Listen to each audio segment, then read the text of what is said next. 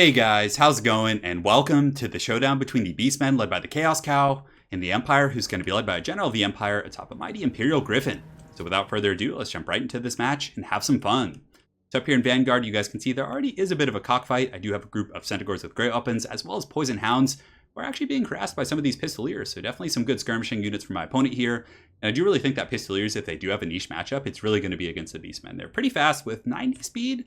Let's see, yeah, my Centaurs are 95 speed, but, you know, they can definitely still get some good kiting, and if you're supporting with, like, Empire Knights and heavy cav, you should be fine. But still, they're getting some good shots against my great weapons who do not have the shields, and you can see a couple of them in the front line here are getting Last Samurai. I still think that you have to bring the great weapons in this matchup simply because, even Empire Knights have 110 armor, Reichsguard are heavily armored Demogryph Knights, and these guys actually can put a hurt on those units if they get a good charge. So a little bit of battling here. I think I do fall back in a moment or attack those Empire Knights. On the far side, I have the same thing, Centaurs as well as Poison Hounds, and in the deep Vanguard, we actually, we'll call it Deep Strike for now. We do have two groups of Ungor herds here and two on the far side as well, so definitely pretty good against the Empire. These guys can put up a decent fight against most state troops with 27 melee attack and 24 melee defense. Kind of just swarm around, and oftentimes, well, they do have stock, so your opponent is going to see them coming, and it can really kind of screw up the Empire's plans, especially if they're using a ton of missile play. But my opponent here, not a ton of missiles. It's mostly actually great swords and infantry, and the new and improved Warrior Priest, General of the Empire, and for his caster, he does have an Amber Wizard, so this is going to be pretty hog wild.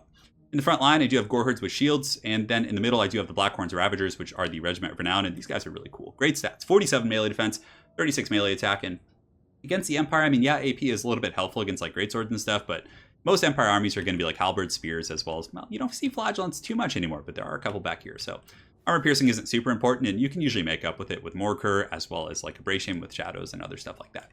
Two archers here in the back, the Ungor Raiders, to take out handgunners, and they do have stock, which is nice, so they're not going to take damage on the approach. We also have Korok's Man Rippers for anti-large armor piercing, so if you went just balls deep with like Demogryph Knights and heavy cav, and I had to fall back from the main cav engagement, these guys would be really good for a defensive style of play here. That's pretty much it for my army. I have a Shadowcaster with Pendulum, all that kind of good stuff, some Hounds, Morkur, and yeah. So for my opponent, two groups of Empire Knights, which are going to get wrecked pretty hard by the Centaurs if they do get in like a straight fight. The Centaurs have pretty good AP. Granted, I don't know. I wonder who would win that in a head-to-head. I feel like the Centaurs would, just because Empire Knights have such lackluster stats. But again, so do Centaurs. They only have 20 melee defense, so maybe I'll have to test another day. But over here, we do have the same thing, so you can see Poison Hounds and Centaurs, and it looks like we are going to be taking this engagement over here. And yeah, for my opponent's main army, he's got some halberds, he's got spears, he's got great swords, flagellants, so just a heavy Empire infantry army. Definitely going to be a little bit scary. So without further ado, let's get this show on the road. Right now, you can see my Centaurs are going to be bro charging in here, and they actually take out a couple Empire Knights on the charge. But again, a couple of them being shot from the flank by these Pistoliers. A very good Pistolier play from my opponent here. I do respond with an overcasted Melkoth's Mystifying Miasma, which is going to do some pretty decent damage to these Empire Knights, but it's still a relatively even trade considering it is a 2v1 with the Poison Hounds, who actually are shaken. In the meantime, I do collapse with some of my Gore Herds. They're surprisingly fast. They seem to have 48 speed, so I think it actually snuck up on my opponent a little bit. We are able to do some damage, but obviously we're not going to kill the whole group there. In the mainline fight, I do overextend a little bit with my caster as well as Morkur, but then the Blackhorn Ravagers are going to be charging in. It should be a pretty good charge as they do lower their horns, which is, it's pretty awesome that Beastmen troops do that. You can see it's going to send some of these Spearmen flying. The Halberds do have charge defense against all, so you would probably want to be standing still, but the Spearmen as well as the Swordsmen do not. So you can see the Blackhorn Ravagers getting in there, and they should be able to win that fight pretty handily.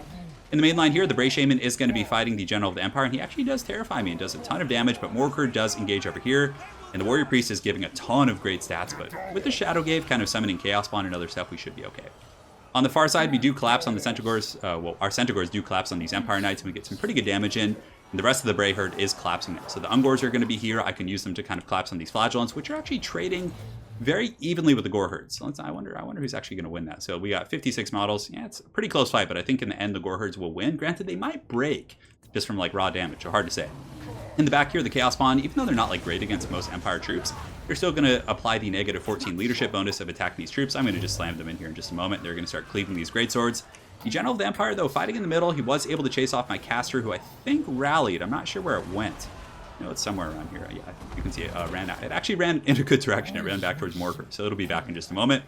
And it looks like my opponent, I think he was using like Pan's Impenetrable Belt for physical resist, which is pretty cool.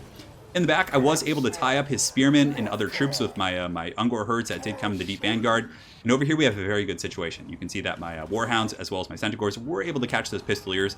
The Hounds are very fast, 95 speed, so that means they're eventually going to catch the Pistoliers. And even if a single model gets attacked by the Hounds, it is going to poison them and allow everyone else to catch up. The Beastmen are so good at chasing down units like that. In the front line, I am collapsing. You can see my Centaurs were able to get around the back, and they're going to be charging these greatswords. We have some pretty good damage coming in, and cycle charging Centaurs against greatswords, and you can see that one guy just went flying there, is pretty good. So we get a rear charge here. The greatswords do turn and fight, and they're still confident, doing pretty well in the front line with the halberds and the warrior priest support and all that kind of stuff. But the warrior priest over here, let's see, yeah, he's leading these greatswords, and man, they're still putting up a great fight.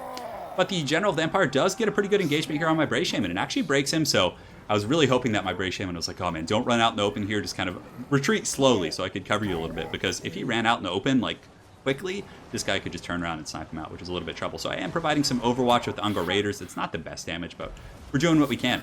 I did have to pull the Koroks Man-Rippers from Auxiliary, which was fine, simply because my cab engagement was going okay. So the Koroks Man-Rippers are a pretty good great weapon unit, and they should be able to beat greatswords pretty easily here. Their stats are just so much better. So they pull in, and I think I was pulling back these guys for some reason. I can't remember why I was pulling back the Koroks Man-Rippers. Maybe I was trying to like disengage or go after his general over here, but regardless, he's going to swiggity-swooty and come for the booty of the Shadowcaster, so that guy's probably in some trouble here. Bouncing power is very even at this point. The frontline fight is just bloody and atrocious. The Blackhorn's Ravagers are still fighting.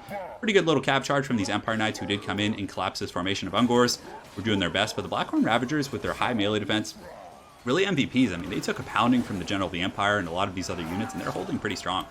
In the back, the Centaurs, we got it. This is extremely solid. We were actually able to catch, and this is what you always want to be doing with Beastmen against Empire. Take advantage of how fast your Centaurs are and your Hounds, and try and find their caster. Empire casters are notoriously squishy. They all have like 15 or 20 armor, so we're able to get a great wrap. And if we can break this Davy Crockett right here, that would be really good. And yeah, Davy's putting up a good fight, but he is on foot, so he certainly can't flee from us, and he's getting kind of a circle beaten by the Centaurs there, which is pretty cool.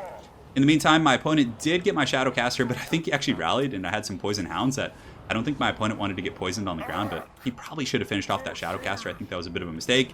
Mainline fights just kind of become a big zerg. I won over here, he won over here, but I think my forces have the advantage, as the Koroks Man-Rippers are still fighting the Blackhorn Ravagers, so I have a lot of elite infantry, and of course the Empire State troops really probably aren't going to be up to the task of taking out this like heavy, healthy group. You can just see all these like halberds and angry goats in here ready to party, but the Chaos Spawn are also here, and they do apply poison, so that's why you guys probably saw my top 10 worst units list. The Beastmen Chaos Spawn I don't think belong on it because the poison situationally can be quite useful.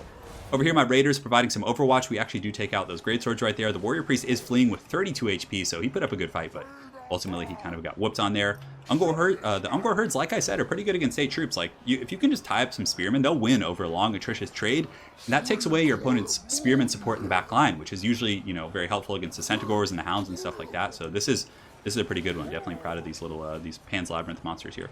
He does have some Pistoliers kind of rallying from the back line. I think I chased off the other group, and it looks like he is going after my Shadowcaster, so he finally does shatter my Shadowcaster. I think he either shattered or killed him there, so he's pretty much done for. The Koroks Man-Rippers did peel off to try and rescue him, but it was too little too late, so my opponent's focus fire with the General of the Empire definitely been very effective here, but the Empire State troops are kind of running a little bit thin. 38 halberds here. Ungors are just kind of fighting a very, very bloody fight versus these state troops, and it looks like the Blackhorn Ravagers are actually broken, so let's see their kills. 103 kills. Wow, those guys paid their dues. So if we look, Morker's actually kind of beaten up as well. Bounce Power is heavily in my favor, which I was surprised about. I was looking around, I was like, he still had a lot of stuff left. But he does come in, gets a pretty good charge against the Shadow Gave. The Koroks Man-Rippers are just cleaving their way through these greatswords, and you can see these guys are getting smashed by these massive angry goats. And yeah, they got 40 and 44 compared to like the greatswords who are in the low 30s in regards to their stats there. So realizing I didn't want to be fighting that General of the Empire alone, I do run over to my halberd support, and I'm kind of like, okay, I just have to grind out this game, win a war of attrition, just stay on top of my halberds, and clean up the rest of these relatively tattered Empire troops. And plus, these bow troops were very helpful. I mean, he could just sit in there and cycle charge all day, but at least I had some overwatch from the Ungors who can pepper him down 1 HP at a time. And Scoreherd gets a pretty nice little charge on those spearmen right there. Now the bounce power is starting to shift pretty heavily as the General of the Empire does land into the halberds, and Morker trying to finish him off. It was a very risky gambit, but you can see he's taking a whooping from Morker's Gimp Claw here. It looks like he that one creepy claw, but very well played to my opponent. That was a fierce cockfight for sure, and I liked his build. I think the Pistoliers are pretty solid, but very infantry heavy for sure. I mean, the new Warrior Priest opens up that build quite a bit. That was something that you couldn't really do before, but the Warrior Priest, the fact that they give like they're tankier now than they were before, and they also do give that perpetual melee attack buff and damage resist buff in the front line is very, very good for sure. And the greatswords, I like that inclusion as well. If I had to like change the army, I would probably put the Amber Wizard on some sort of a mount, just so he has a little bit more impunity, maybe just like on a horse or something. Empire Knights, I don't know if I'm a fan of them here in this matchup. I feel like just going a little bit bigger with like Reichsguard or something might be, yeah, you could even cut like Flagellants, and that cutting one group of Flagellants might allow you to upgrade to 2 Reichsguard. I'm not sure. I actually would have to do the math. I know Flagellants have had their cost changed since their debut back in the day. But yeah, I think giving some heavier cav. I really like the Pistolier play. I think if the Pistoliers had been a little bit more well protected with like elite cav, it would have been very tough for me to shut down that skirmish play. Could have taken apart my flanking formation of Centaurs and Hounds and things like that, and it would have been different. But he did a really good job sniping out my caster. He was able to take that. He won one of the flank engagements, and it was a close game. So very well played to my opponent, Han Samurai. Look forward to running into you again on ladder, and hopefully you guys enjoyed this Beastmen vs Empire showdown. Have an excellent night, guys, and take care.